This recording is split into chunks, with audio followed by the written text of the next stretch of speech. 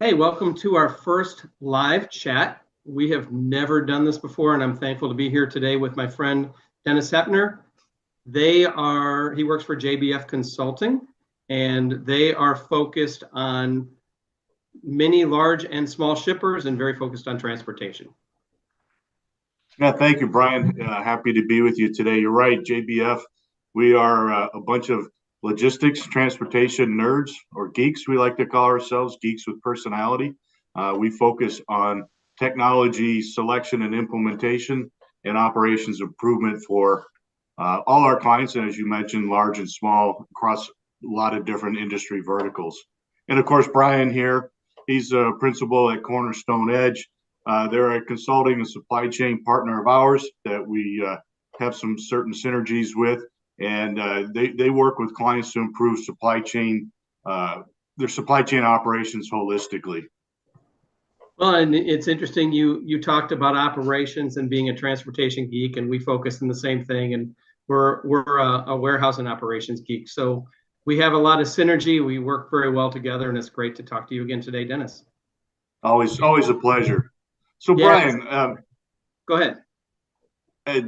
Brian, it's been an interesting year. I'm sure consulting professionals like us, a lot of supply chain professionals, folks that are in the trenches. It's a lot of different learnings, a lot of battle scars, scar tissue, if you will, this last 2 years, really. And now we're kind of coming out of peak season for a lot of shippers. I know with the kind of clients you work with, this is a challenging time of year, or typically has been.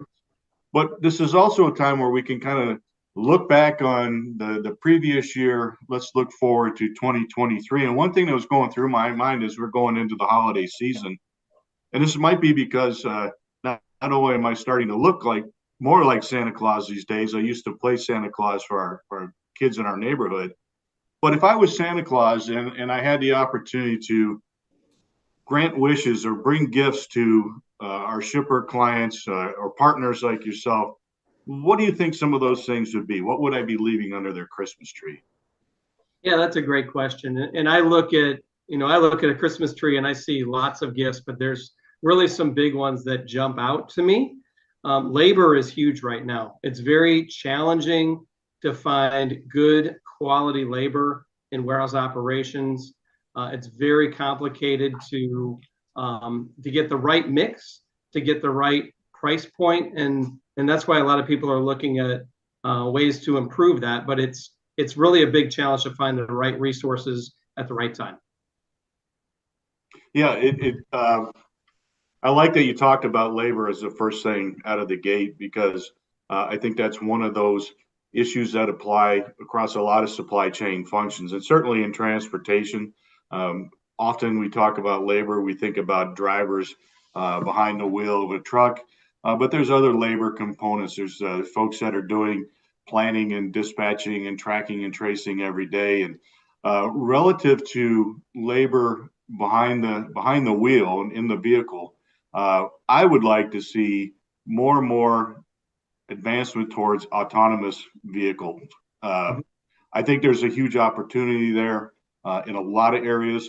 I don't think we're looking yet at full bore autonomous vehicles driving down the road with a highway with nobody behind the wheel, because I think most of the driving public will freak out a little bit. But there are a lot of advancements that have been made that really we're seeing the output of increased utilization, safety improvements, and of course the more efficient movement of goods. And I would think those are some of the things that you've seen as well in what you guys do.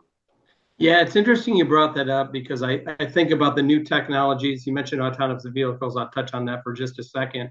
You know, I was recently at Epcot, and they have a new ride there that had an autonomous vehicle, and it was pretty awesome to see different ways to utilize technology. And so while we have fun in a distribution center, hey, we can have fun in an amusement park. And so it's it.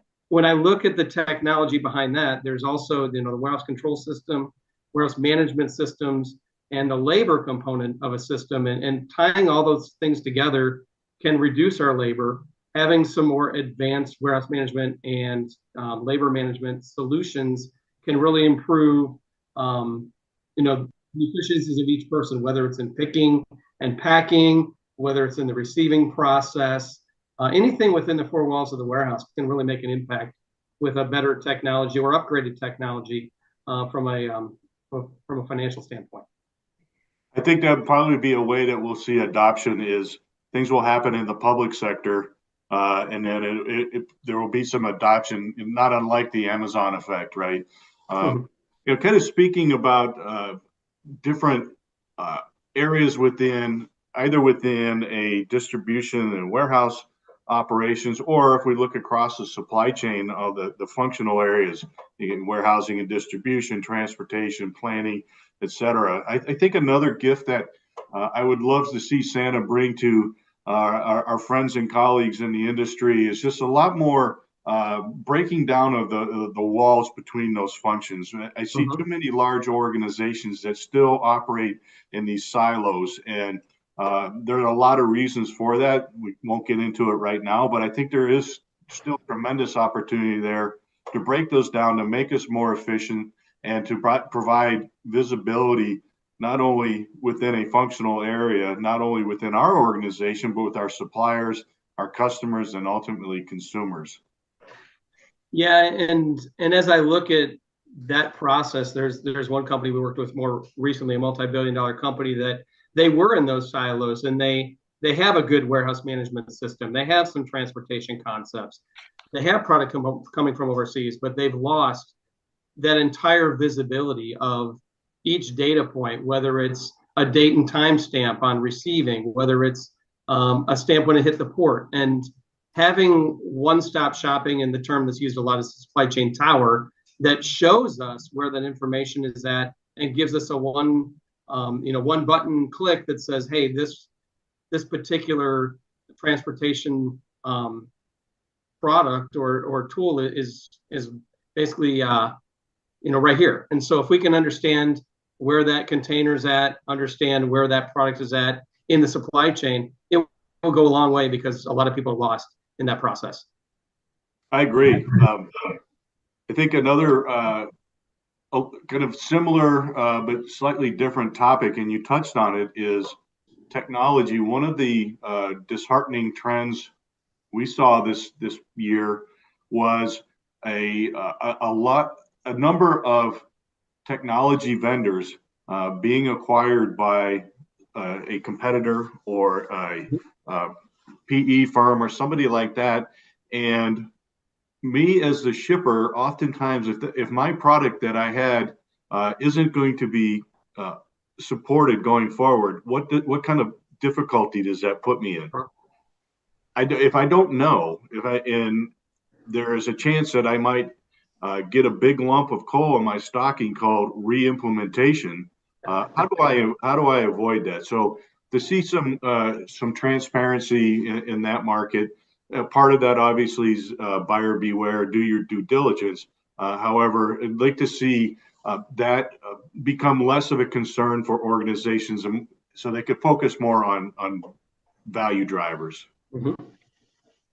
No, that's a great point. And as I look at those technology tools, it's fun to see how the industry's changed, not just from a functionality standpoint, but from a completely technology stack. And so a lot of people may want to change their solutions, not just because of needed functionality, but to support the new technologies that are out there, as well as the features and functions that you can add to having that new existing technology.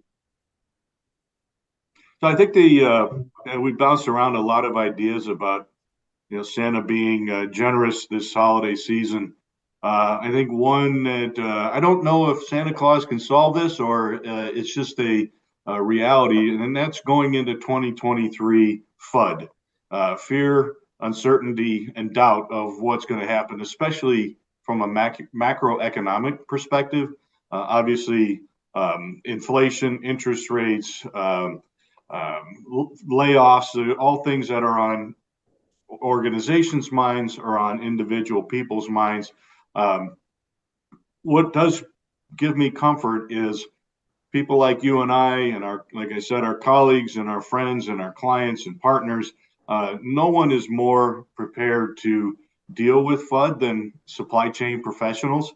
And what I guess I would like to see is supply chain professionals getting a more visible seat at the table. We've made great strides over the last 5, 10, 15 years. But they still need a seat at the table, be interacting with the business, help planning what we're going to do, and really have some ammunition other than just a Red Ryder BB gun to go out and try to deal with all the instability and uncertainty that we have in our business. No, and that's a great point. And I certainly would rather have the Red Ryder BB gun than the pink pajamas that are red. So thankful for that. That's a great visual. Hey, we appreciate everyone joining today. Thank you for your time. A pleasure meeting you, and Merry Christmas. Yes, happy holidays. Merry Christmas to everyone. And we look forward to a great 2023. Ho, ho, ho. Thank you.